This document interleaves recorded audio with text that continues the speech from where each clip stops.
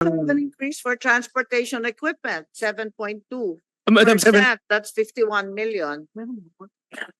Parang malaki-laki na yan sa totoo lang. A total of 560 million. Siguro naman may mabili na tayo niyan. Pwede na kunin yung pambayad ng pambili ng kotse dyan. Madam Chair, yung again, Puro ano yan eh. Puro ICT yan eh. Hindi, kasi mahalata naman kung armored vehicle. Saka mas mahal ang armored vehicles.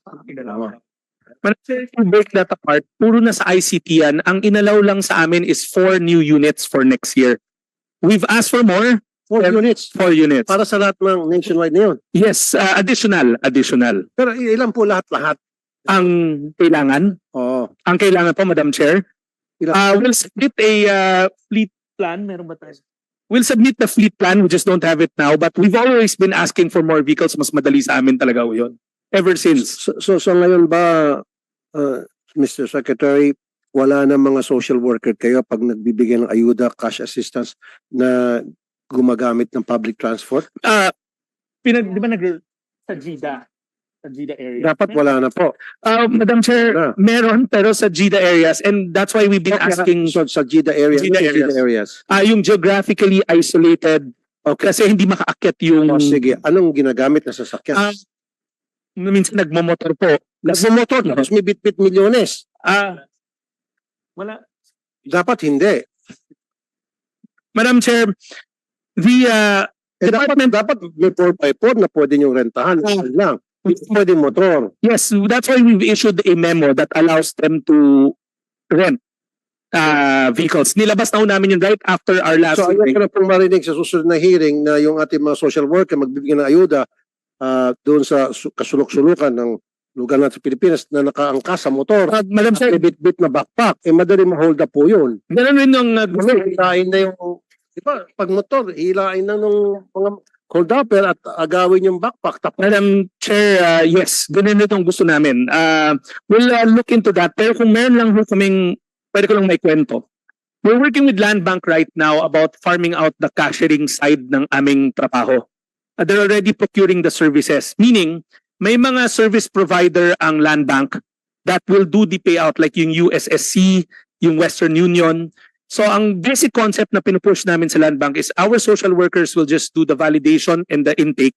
Sila na magbibigay namin yung schedule ng payout, sila na magdadala ng cash doon together with their people.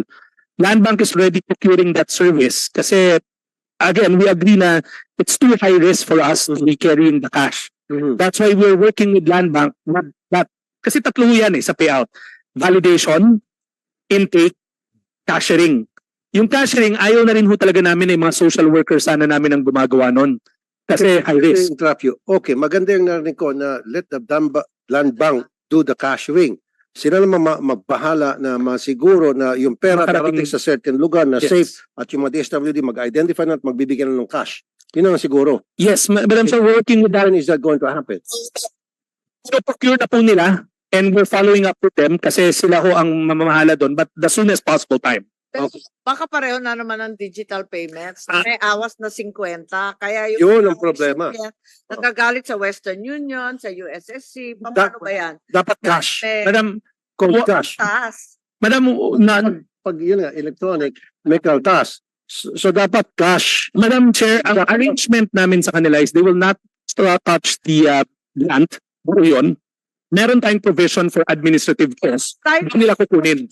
Tayo po. cost. Yes. Kasi sinabi ng mahirap kakaltasan mo. Ngayon, ma'am, ang gusto namin sa Land Bank, kami na mag-absorb kasi may provision Okay, naman tayo. good. So ibig sabihin, walang makakaltas kahit Wala na po. Wala po. buo matatanggap ng Yes, wala po. Okay, good. Ngayon, yung pong mga opisina sa mga iba't ibang municipalities na magkakaroon ng distribution ng AX, wala kayo opisina, opisina lang kayo sa mga bombero, sa LGU, at kuminsan, alanganin pa yung itsura ng opisina pinupunta, binibigay sa inyong LGU. Wala ba kayong pwede marentahan man lang ng mga gandang apartment or office na doon tatambay yung inyong mga social worker prior to the distribution of ayudas? Madam Chair, we try to rent as many as we can, pero yung MOE rin ho namin limitado in renting. Pero we make sure na kung kaya namin umupa, we do. And meron din naman talaga mga LGU na nagbibigay ng opisina na ayos na sa loob ng munisipyo nila. Okay. And we make sure na bago namin tanggapin tong mga binibigay sa amin ng office, pumapasa sa standards po namin. Mhm. Okay. Dalawa na lang, Madam Chair. Now, yung pong distribution, Sabi naman na nagiging affiliated sa incumbent. Madam Chair, nagiging problema rin ho yun. That's why we have certain cases na talagang lumabas na lang ho kami sa LGU at umupa na lang kami ng sarili namin. yung pong napag-usapan natin last time, free burial. Yes, Ano po yun? yes.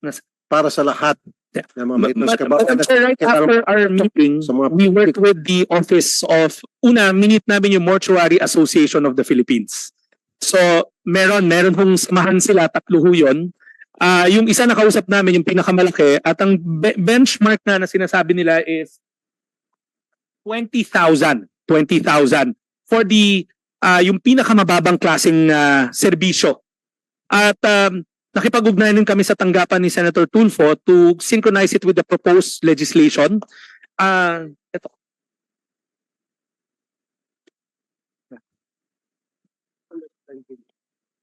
Yes. Madam Chair, will flash the projected expense for Okay. this. So where is it which line item contains it? Madam Chair, right now sa AIX siya. Sa AIX. In ACAP you have 10,000 for burial, is that correct? Madam Chair, para multiple. Sa ACAP, pang congressman lang yun. Hindi kami kasali ni Senator Tulfo doon. Can we flash the projection?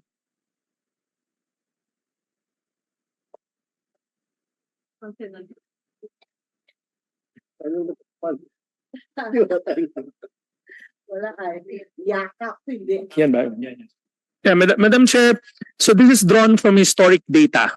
Roughly around 657, noong 2024, 650 to 660 namamatay. Registered deaths. Then we took the 15.5% of that, which is the poverty incidence of the country. And then that's where we drew the 102,000. Kasi doon sa measure being proposed by Senator Tulfo, it says indigente, yung poor. And then, we made Not only indigent, pati mga minimum wage earner. hindi na namin nasama yun kasi wala ho kaming percentage on near poor. Hindi namin, Okay. so what we did was, Kasi sandali, makasingit na Madam Chair. Kasi yung mga minimum wage earners, tama-tama lang yung isang yung pang makapantawid lang sila sa pang-araw-araw na makain 3 times a day, and then pag minamatay sa kanilang pamilya, what they do is nangungutang, lubog sila sa utang. Kasama dapat yung mga minimum wage earner. Verify talaga ng minimum wage. you understand, Mr. Chair, Madam Chair, just to give you an idea yun sa 2025 na expenditure, if it's at 20,000 based on the Mortuary Association, we need 2 billion pesos. That's what we can do is, sa loob ng AIX